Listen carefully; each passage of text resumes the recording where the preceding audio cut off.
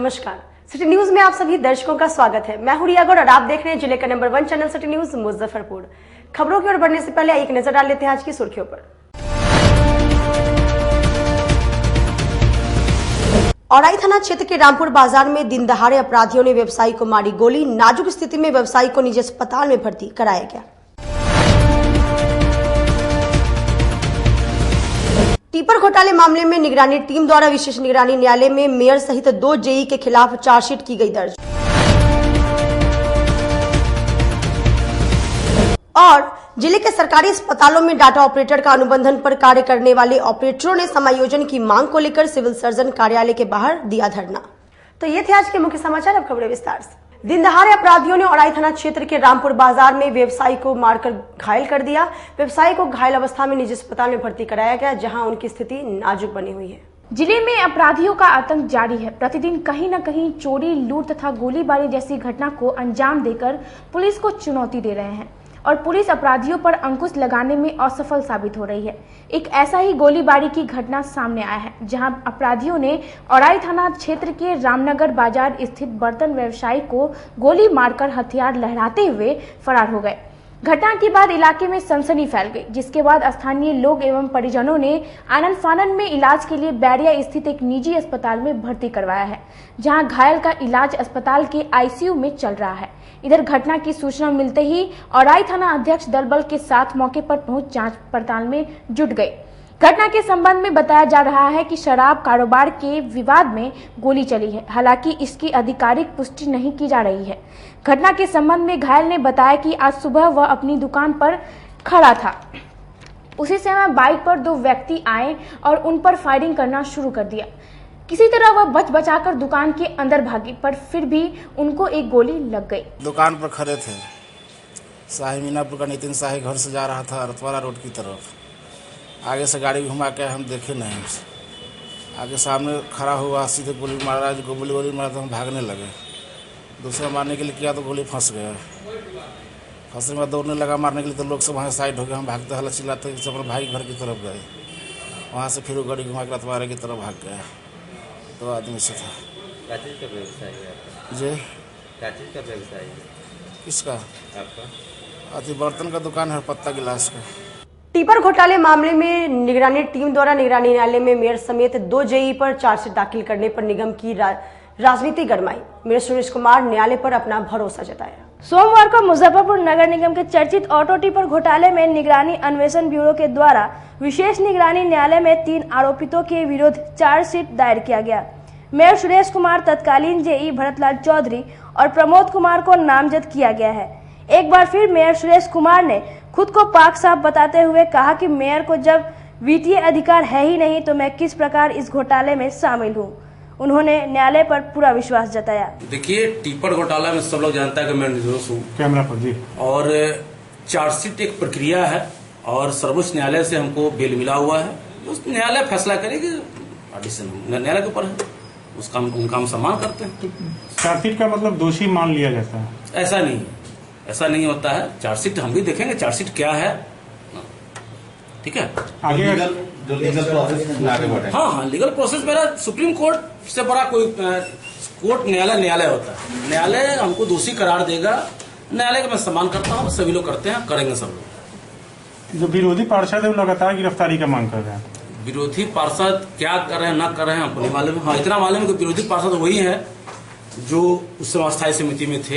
इतना जानकारी हमको है, जिनको हटाया गया। हाँ, जो आरोप गठन किया गया है उसके बारे में क्या कहेंगे? आरोप तो गठित क्या है सबको अपने समझ। आरोप हमने क्या किया है, कुछ आरोप पर दाखिल होगा, देखेंगे उसके बाद। मतलब आप पर ये है कि वित्तीय अधिकार से ऊपर जाके आपने वहाँ पे किया? मैंने अपना जो भी था एक्सप्लेनेशन मेरे पास है, मैंने दे दिया है। हम पर कोई चार्ज नहीं है।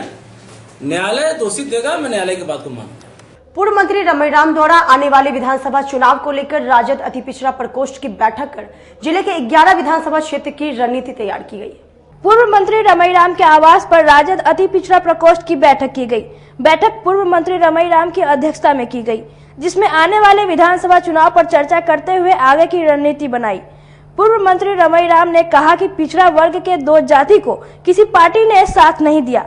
सिर्फ राष्ट्रीय जनता दल ने इन दोनों जातियों को सम्मान देने का काम किया है। जो संगठन बना है अतिम पिछड़ा का, जो जातियाँ मेहनत कश लोग हैं, जिनको सम्मान आज तक किसी पॉलिटिकल पार्टी से नहीं मिला, थोड़ा बहुत अगर मिला है तो राष्ट्रीय जनता दल की ओर से, वहाँ उनमें राज्यसभा से लेकर लोकसभा तक लाने का काम किया है। आप मुजफ्फरपुर उसमें अव्वल दर्जे पर है कि जो कैप्टन जयनंद निषाद को टिकट देकर यहाँ जिताने के अत्यंत पिछड़ा के होने के कारण केंद्रीय मंत्री भी बने। आज हम जो यहाँ पर जो संगठन बन रहा है अत्यंत पिछड़ा का, हम उनके लिए हर तरह से संभव मदद करने के प्रति तैयार हैं, लेकिन उनसे आग्रह किए हैं कि आप लोग सब संगठित हो और संगठन ऐसा हो कि लगे नहीं आपस में कौन जात से कौन है, सब एक जात हो जाए तभी समझेंगे हमारा संगठन मजबूत हुआ। जात जात में बटे रहेंगे तो उससे काम, हाँ धर्म हो सकता है अलग, लेकिन जात जो हिंदू समुदाय से या मुस्लिम में हैं उन सबको सब एकजुटता से इस काम को करेंगे तो अत्यंत पिछड़ा अगर मौजूद होगा तो देश में उनकी राजनीति में भागीदारी मिलेगी। अलग अलग बटे रहेंगे ये तो उनको नहीं मिलेगी। जो अनुसूचित जाति के लोग हैं उनको तो अम्बेडकर ने जो आरक्षण दिया उसके तहत आरक्षण मिल रहा है। इन लोग को कोई अलग का आरक्षण नहीं है, पार्टी की मर्जी पर देंगे तो लड़ेंगे, नहीं देंगे। जो जातियाँ नहीं जीत सकते हैं विधानसभा लोकसभा में उनको एमएलसी और राज्यसभा भेजने का प्रावधान ऐसा पार्टी को करना चाहिए। नेपाल में भारतीय नागरिक की हत्या के विरोध में कांग्रेस नेता कृपाशंकर शाही केंद्र और राज्य सरकार पर जम के बरसे। सोमवार को तिलक मैदान स्थित कांग्रेस जिला कार्यालय में कांग्रेस कार्यकारी अध्यक्ष सह कोषाध्यक्ष कृपा शाही ने प्रेस वार्ता कर केंद्र और राज्य सरकार को कटघरे में खड़ा कर दिया। उन्होंने केंद्र सरकार की विदेश नीति पर सवाल उठाते हुए कहा कि नेपाल के साथ आजादी के पूर्व से भारत का रोटी बोटी का संबंध भी इनके कार्यकाल में खराब हो गया है। नेपाल में जो गोलीबारी की कांड हुई, जो घटना सामने में आई है, यह उदाहरण मतलब आजादी के बाद ही नहीं, आजादी के पहले भी ऐसा उदाहरण देखने को नहीं मिला। नेपाल एक स्थापित मित्र के रूप में हम लोगों का हमेशा रहा है और इनका मतलब कूटनीतिक स्तर पे कहीं न कहीं हमारा प्रभाव नेपाल पर दिन प्रतिदिन कम हुआ ही नहीं, बल्कि आज ऐसी परिस्थिति उत्पन्न हो गई है कि नेपाल भी हमें आंखें दिखा रहा है, हम पर बंदूक तान रहा है। यह कंप्लीट फेल्योर है इनके विदेश नीति का। वहीं बिहार की एनडीए सरकार कोरोना संक्रमण के काल में मजदूरों की मदद या रोजगार को ध्यान न देकर चुनावी रैली और पत्र वितरण में व्यस्त है। आज घर घर जब रोजगार पहुंचाने का समय था, आज घर घर जब राशन मुहैया कराने का समय था, आज घर घर जब ये दिखलाने का समय था कि सरकार आपके साथ विपरीत परिस्थिति में खड़ी है, उस समय घर घर पाती पहुंचा रहे हैं। ये पाती नहीं है, ये इस चीज का परिचायक है कि सरकार को आपके वोट से ही मतलब है, बाकी किसी चीज से मतलब नहीं है। इस त्रासदी में भी उन्हें चुनाव का ही पड़ा है, वर्चुअल रैली का पड़ा है, इस चीज का नहीं पड़ा है कि जो मजदूर अपने खाने पीने पेट के संकट से लेकर अपने भविष्य के संकट को लेकर जो वापिस बहुत ही विपरीत परिस्थितियों का सामना करके यहाँ आए और 50 दिनों के भीतर भीतर इनको वापिस जाने को मजबूर हो गए, तो उनकी चिंता नहीं है, वोट की चिंता है कि सामने चुनाव है, कैसे येन केन प्रकारेण सरकार में कैसे आ जाए, इसी की चिंता है। मीनापुर प्रखंड में चल रहे क्वारंटाइन सेंटर में सरकार द्वारा आवंटित राशि किस मद में खर्च की गई है, इसको लेकर आरटीआई एक्टिविस्ट ने आरटीआई कर जवाब मांगा। सोमवार को आरटीआई एक्टिविस्ट सह अधिवक्ता अमित कुमार सिंह और राकेश कुमार श्रीवास्तव ने मीनापुर अंचलाधिकारी से मीनापुर अंचल में चल रहे क्वारंटाइन सेंटर में बिहार सरकार द्वारा आवंटित राशि किस मद और किस तरीके से खर्च की गई है, उसका पूर्ण ब्यौरा मांगा है। आरटीआई एक्ट 2005 के तहत मैंने मीनापुर अंचलाधिकारी महोदय से यह मांग किया है कि कोरोना संक्रमण महामारी में बिहार सरकार से उनको जो भी राहत को उसके लिए राशि आवंटित हुआ, उनको उन्होंने किस किस मद में खर्च किया है, इसकी सूचना जो है पूर्ण ब्यौरा हमको चाहिए। वहीं राकेश कुमार श्रीवास्तव का कहना है कि क्वारंटाइन सेंटर में राहत के नाम पर भारी घपला किया गया है। सुविधा का भारी अभाव देखने के बावजूद भारी बिल बनाकर राशि का बंदरबांट कर लिया गया है, इसलिए उन्होंने यह आरटीआई किया है। क्लियरफाई नहीं हो रहा है। बिहार सरकार के मद से जो भी सीओ साहब को मिला है वो सार्वजनिक नहीं किए हैं, लोगों में संतोषजनक नहीं है और लोग संतुष्ट नहीं है। लोग ये जानना चाहते हैं कि उन्होंने किन किन मद में खर्च किया है, इनको सार्वजनिक करें। नगर निगम द्वारा जलापूर्ति टेंडर को निरस्त करने के बाद डिप्टी मेयर मानमदन शुक्ला ने नगर विकास मंत्री से इसकी शुरुआत करने की मांग की। सोमवार को नगर निगम कार्यालय में उप मेयर मानमर्दन शुक्ला के द्वारा प्रेस वार्ता का आयोजन किया गया। उप मेयर का कहना है कि नगर निगम के 39 वार्डों की जनता को पेयजल आपूर्ति को लेकर जगदीश कुमार, शैल कंस्ट्रक्शन, रामनाथ सुमन और अरुण कुमार की निविदा को तकनीकी रूप से सफल पाते हुए 2 जून को आदेश निर्गत किया गया। इस टेंडर को रद्द करते हुए टेंडर दोबारा करवाने का जो आदेश आया है उसे रद्द कर नगर निगम क्षेत्र में जल्द से जल्द पेयजल आपूर्ति का कार्य प्रारंभ कराया जाए। इससे आम जनता को पेयजल के लिए परेशानी न उठाना पड़े। 3 साल हम लोग के बोर्ड का गठन हुए हो गया।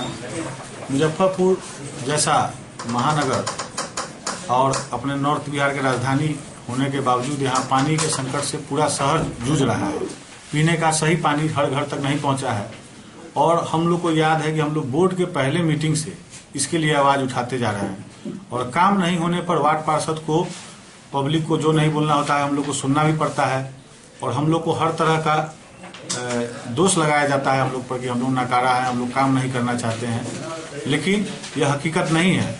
आज शहर में पानी की व्यवस्था के लिए 40 करोड़ का टेंडर हुआ था, जिसको हमारा मुख्यमंत्री नीतीश कुमार जी के द्वारा फंड भी दिया गया। 3 साल से ये फंड पड़ा हुआ है नगर निगम में, लेकिन आज 2.5 साल बाद जब उसका टेंडर हुआ और 40 करोड़ का योजना जब स्वीकृत होकर टेंडर हो गया तो पटना चीफ इंजीनियर के द्वारा उस टेंडर को कैंसिल कर दिया गया और फिर री टेंडर में भेज दिया गया। मेरा यह सवाल है कि जब टेंडर हुआ वो भी 2.5 साल बाद हुआ और किन कारणों से उसको कैंसिल करके और नए सिरे से फिर टेंडर भरने का ये एप्लीकेशन दिया जा रहा है। अगर यह काम हो जाता तो आने वाले बारिश के समय या दशहरा तक हर घर में शुद्ध जल पानी पहुंच जाता। अब सवाल ये उठ रहा है कि री टेंडर होगा तब तक इलेक्शन आ जाएगा, आचार संहिता लग जाएगा, फिर टेंडर खुलेगा कब, काम कब होगा और फिर यह सारा चीज का दोष हम लोग पर मारा जाएगा। तो हमारा पत्र गया है हमारे प्रधान सचिव को, मैंने लिखा है इसमें कि कृपया करके उसी टेंडर को ठीक से देखा जाए कि किन कारणों से उसको कैंसिल किया गया है और जो भी व्यक्ति दोषी हैं अगर किसी अपने निजी लाभ के लिए उसको कैंसिल किए हैं तो उनको दंडित कीजिए। पेपर में कमी है तो उसको कुछ हमको नहीं लगता है किसी के पेपर में कमी होगा, क्योंकि वही लोग पहले से भी काम कर रहे हैं जो निगम में पहले अभी निविदा डाले हैं। वक्त हो चला एक छोटी सी ब्रेक का, लेते हैं एक छोटा सा ब्रेक। तब तक आप बने रहिए हमारे साथ, देखते रहिए city news Muzaffarpur. Career achievers आपके विश्वास पर खरा उतरने वाला कोचिंग संस्थान है। हमारे यहाँ मेडिकल, IIT, JEE तथा फाउंडेशन की तैयारी भी कराई जाती है। इसके अलावे exclusive batch JEE mains, advance की भी क्लासेस चलाई जाते हैं। छात्र छात्राओं को 100% स्कॉलरशिप की भी व्यवस्था है। यहाँ से कितने छात्र छात्राएं सफलता की सीढ़ी चढ़ चुके हैं। Classes taken by top mentors, तो हमारे यहाँ अवश्य पधारें।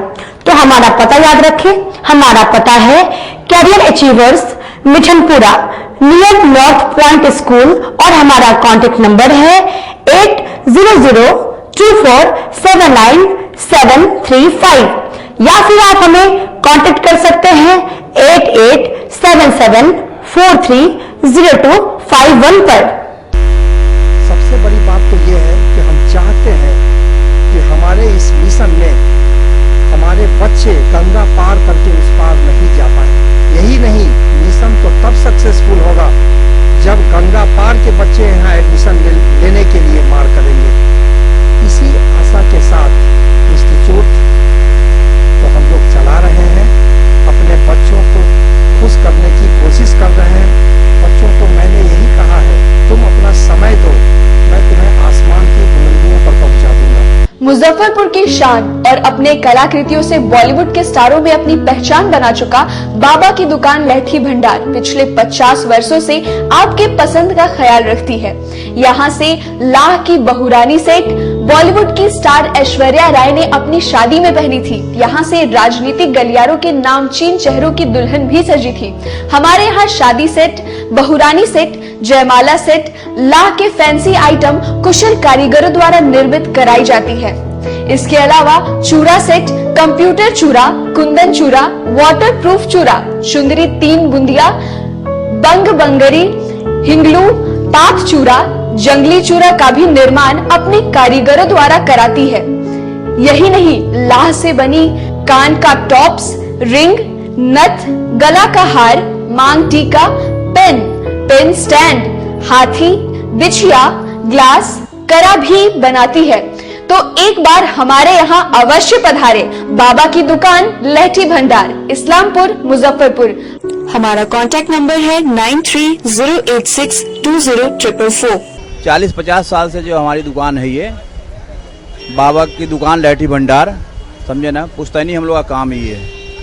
और हमारे यहाँ जो है जितने भी है, जैसे कि ऐश्वर्या राय के यहाँ लहठी गया, हमारा सचिन के यहाँ गया है, और आपके जो है तेज प्रताप सिंह, अभी लालू प्रसाद के लड़के की शादी हुई है, उसमें भी लहठी भेजा गया था। और हमारे यहाँ जो है ना बहुरानी सेट है, जैसे कि है कुंदन सेट है, और जैसे कि हम लोग जो डिज़ाइन जो है सेलेक्ट करते हैं जो लगन के ऊपर जो है, जैसे कि कस्टमर का चॉइस देखते हैं हम लोग, है उसी टाइप से हम लोग जो है माल तैयार करते हैं। और कलर है मैचिंग, हमारे यहाँ सबसे विशेषता है कि हर तरह के लहंगे का जो है ना मैचिंग तुरंत हैंड टू हैंड हम लोग लगा के दे देते हैं। हम पढ़ाते नहीं, हम बच्चों में विश्वास जगाते हैं। Christ Jyoti international school, based on CBSE curriculum with को एजुकेशन।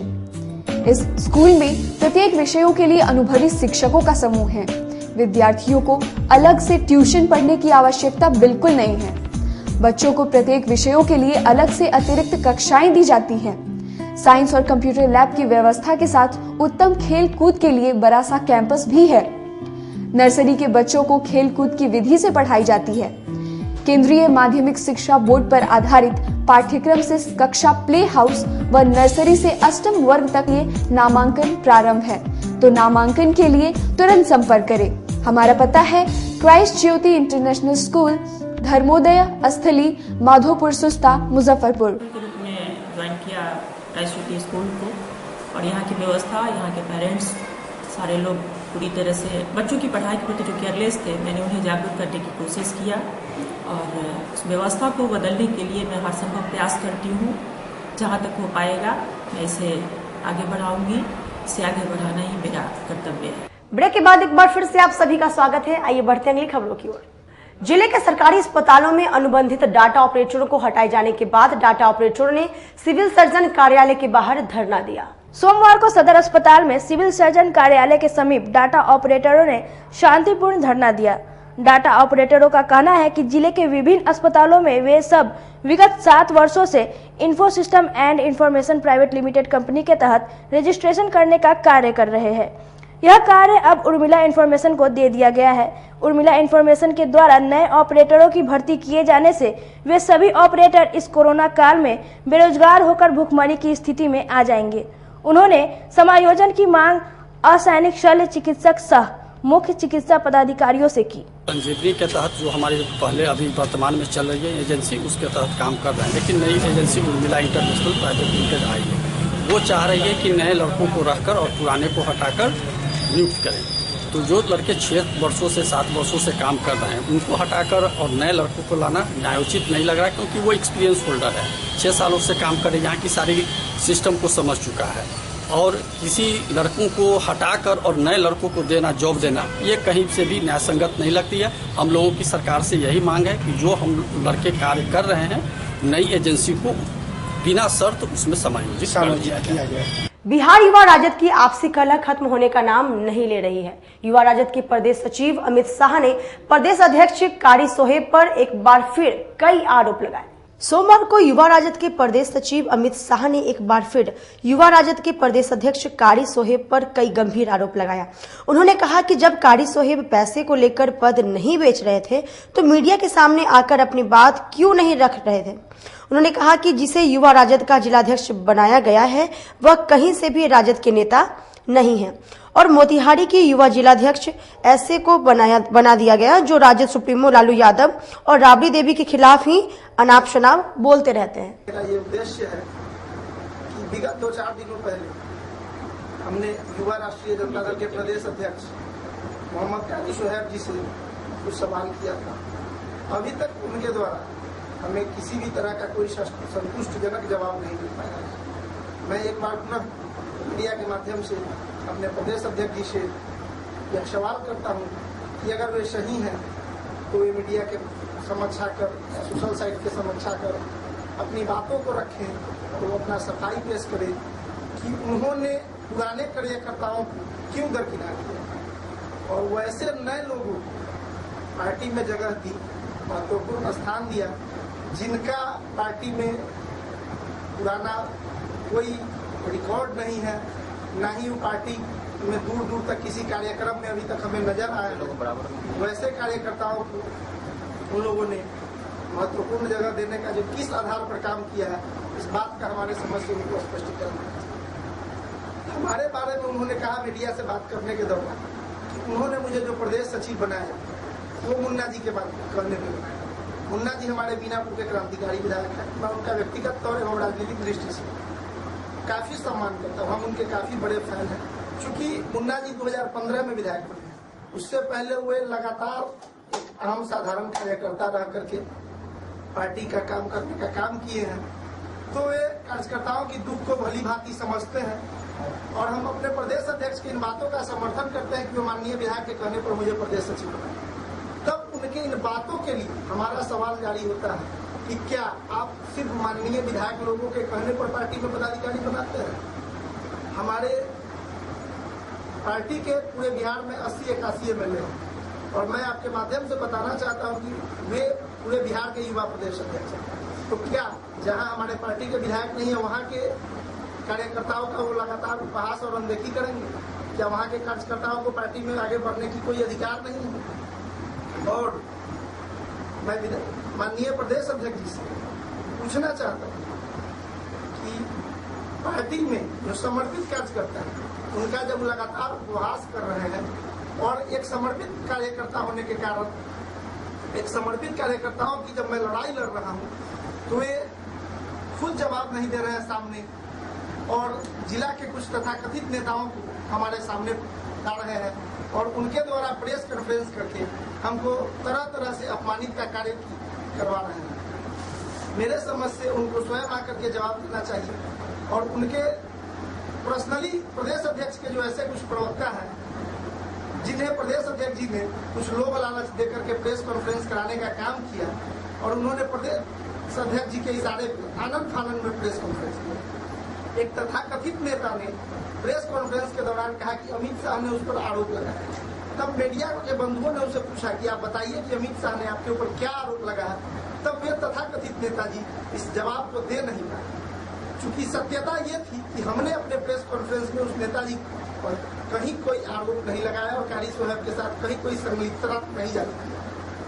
उनका कहना है कि किसी के बहकावे में आप आके ऐसे बोल रहे हैं। हम किसी के बहकावे में नहीं है, हम अपने कार्यकर्ताओं की मान सम्मान की लड़ाई को लड़ रहे हैं और यह लड़ाई एकदम हमारा जारी रहेगा, अंतिम सांस तक जारी रहेगा। मैं मीडिया के माध्यम से आपको उनका कहना है कि हम पैसे का जो आरोप लगा रहे हैं कि पैसे वाले को रख रहे हैं, ऐसा कोई आरोप लगा दे, सबूत है तो दे, तो हम इस्तीफा दे देंगे राजनीति से। तो ये सामने आके इस बात को रखे कि वे नए कार्यकर्ताओं को कहां से उठा कर ला रहे हैं जिनका पार्टी में पूर्व से कहीं कोई योगदान नहीं रहा है, जिसका ताजा उदाहरण मुजफ्फरपुर और मोतिहारी रहा है।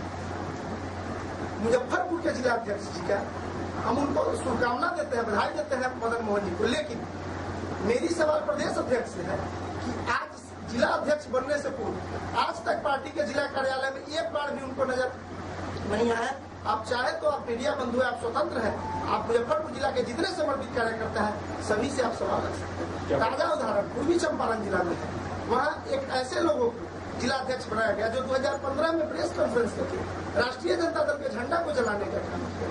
हमारे राष्ट्रीय अध्यक्ष लालू प्रसाद यादव एवं राजमाता श्रीमती राबड़ी देवी जी को अनाप शनाप बोलने का काम किया।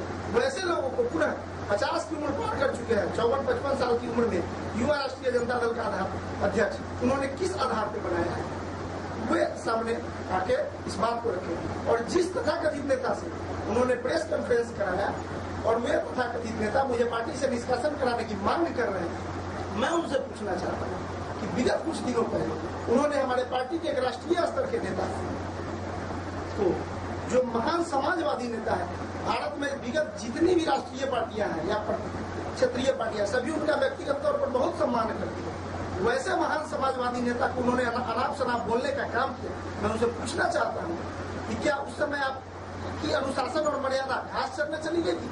आज मैं एक सही तरीके से एक कार्यकर्ताओं की लड़ाई लड़ रहा हूँ, तो आप मुझे मर्यादा और अनुशासन का पाठ पढ़ा रहे हैं? ये कतई नहीं बर्दाश्त होने वाला है। मैं कार्यकर्ताओं की लड़ाई लड़ता रहूंगा। भले आप मुझे पार्टी से निष्कासन करा सकते हैं, मेरे खिलाफ साजिशें रच सकते हैं, लेकिन मेरे हृदय में जो महान नेता लालू प्रसाद यादव और राबड़ी देवी का हृदय में हमारा वास होता है, मेरे हृदय से कैसे निकालेंगे? मैं पूछना चाहता हूँ। मैं डॉक्टर रघुवंश बाबू के विचारधारा पे जीने वाला लोग, मेरे खून के एक एक रग में रघुवंश बाबू की सामाजिक न्याय की लड़ाई की क्रांति बसती है। पूर्व वार्ड पार्षद चतुर्भुज प्रसाद गुप्ता की आकस्मिक निधन हो गई। नगर निगम परिसर में इसको लेकर श्रद्धांजलि सभा का आयोजन किया गया। सोमवार को नगर निगम कार्यालय में पूर्व पार्षद चतुर्भुज प्रसाद गुप्ता के निधन के पश्चात शोक सभा का आयोजन किया गया। शोक सभा में मेयर सुरेश कुमार, उप मेयर मानमर्दन शुक्ला, नगर आयुक्त मनीष कुमार मीना, उप नगर आयुक्त विशाल कुमार सहित कई पार्षदों ने पुष्प चढ़ाकर श्रद्धा सुमन अर्पित किया। स्वर्गीय चतुर्भुज प्रसाद गुप्ता पूरे नगर क्षेत्र में चच्चा के नाम से मशहूर थे। साथ ही वे सशक्त अस्थायी समिति के सदस्य भी थे।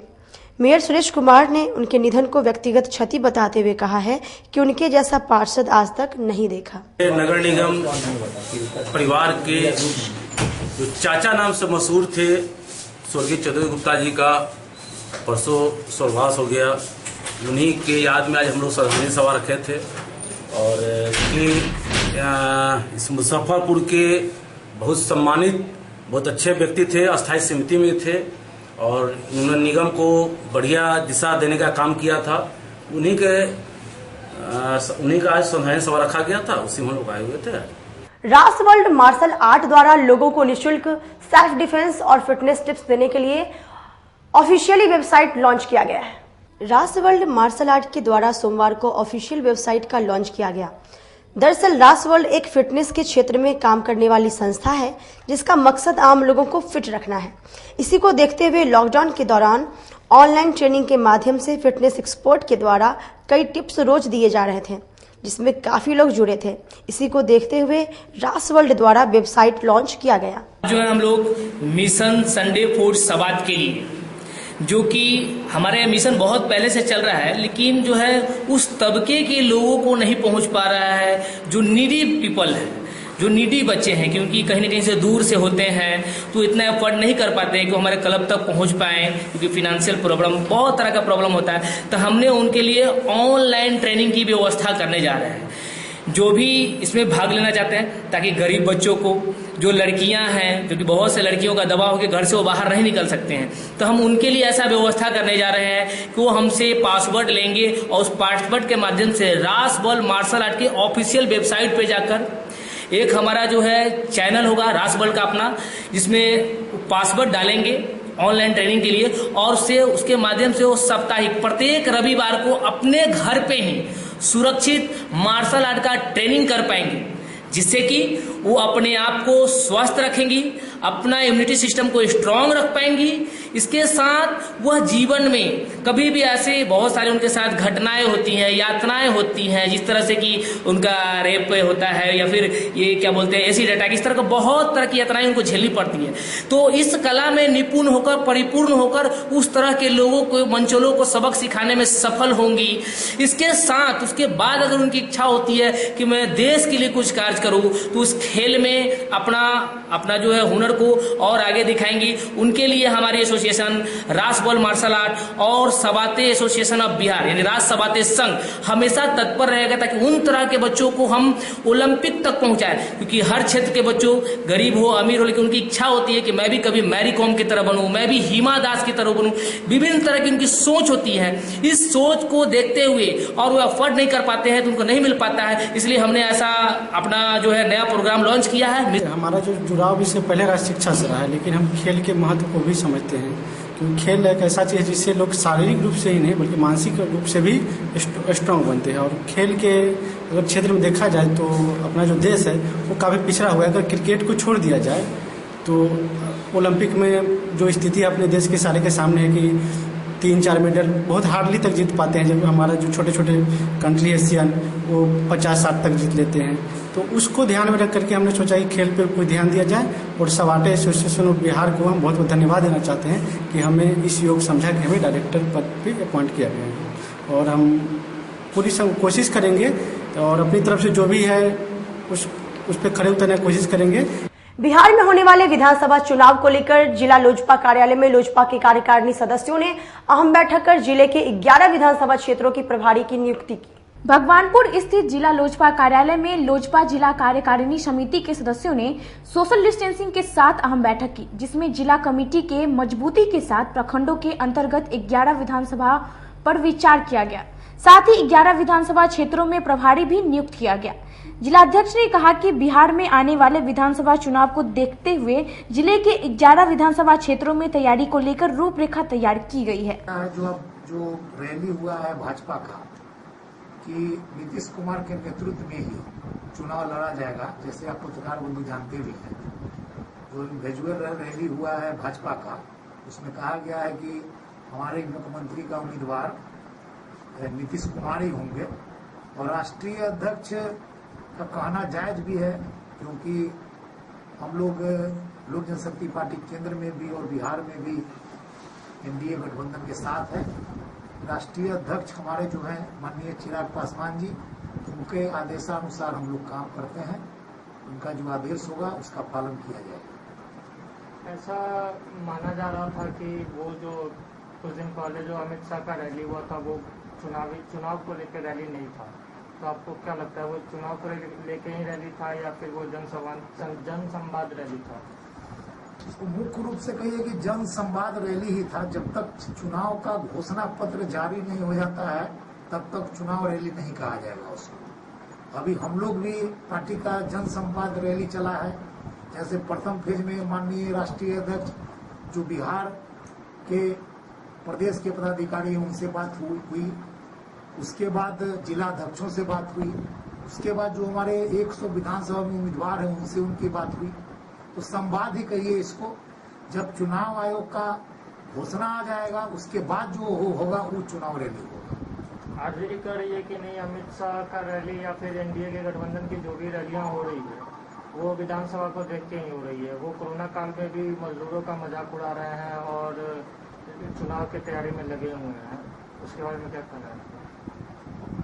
आरजेडी की शासनकाल को हरेक बिहार वासी याद करके सिहर जाता है। जिस तरह से आरजेडी ने जंगल राज कायम किया, किसी से छुपा हुआ नहीं है। आप लोग पत्रकार बंधु भी जानते हैं किस तरह से अपहरण होता था, किस तरह से सिवान में तेजाब से नहला के जान मार दिया जाता था आरजेडी के नेताओं के द्वारा। तो जंगल राज चलाने वाले और सुशासन जो आज का शासन चल रहा है उसके बारे में कैसे अच्छा कहेंगे? हम अच्छा काम करेंगे तो हमारे विरोधी को तो खराब कहना ही पड़ता है। तो नीतीश कुमार जी के नेतृत्व में जो एनडीए गठबंधन की सरकार अभी बिहार में है 15 वर्षों से, इसमें और 15 वर्ष तक जो जंगल राज का आरजेडी का शासन था उसमें तुलना कीजिए, आप लोग भी समझ जाएंगे। और हर एक कार्यकर्ता जानता है, कोई नहीं चाहता है कि जंगल राज फिर से आए, फिर से लूट खसोट अपहरण डकैती चोरी छिनताई हो। आज के लिए बस इतना ही। कल फिर मिलेंगे कुछ नई खबरों के साथ। अब तक मुझे और मेरी पूरी न्यूज टीम को दी इजाजत। नमस्कार।